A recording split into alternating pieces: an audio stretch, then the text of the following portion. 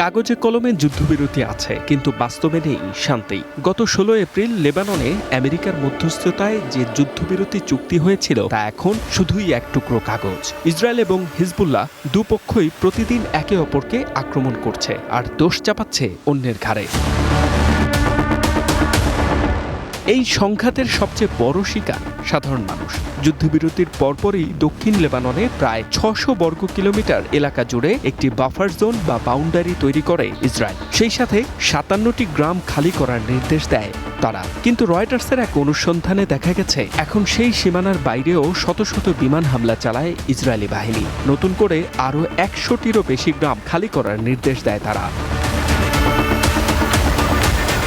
সব মিলিয়ে লেবাননের প্রায় 2000 বর্গ কিলোমিটার এলাকা এখন সাধারণ মানুষের জন্য পুরোপুরি নিষিদ্ধ, যা পুরো দেশের প্রায় 5 ভাগের 1 ভাগ।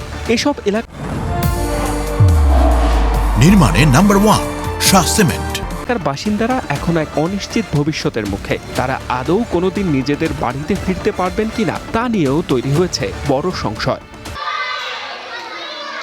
এখন আমাদের ফিরে যাওয়ার কোনো পথ নেই। যুদ্ধবিরতির পরও আমাদের এলাকায় বারবার বিমান হামলা হয়েছে। এলাকা ছাড়া নোটিশও দেওয়া হয়েছে।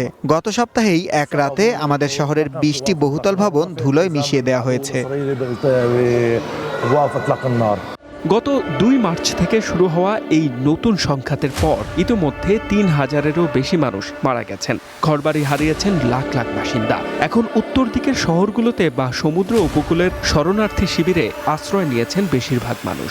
অনেক গ্রামে এখন মাত্র 1 থেকে 2% বাসিন্দা কোনো মতে টিকে আছেন। তবে ইসরায়েলের দাবি, সাধারণ মানুষকে সরাতে চায় না তারা, বরং বেসামরিক এলাকায় লুকিয়ে থাকা হিজবুল্লাহর ঘাঁটি ধ্বংস করাই তাদের লক্ষ্য। H M Ataullah, one international desk.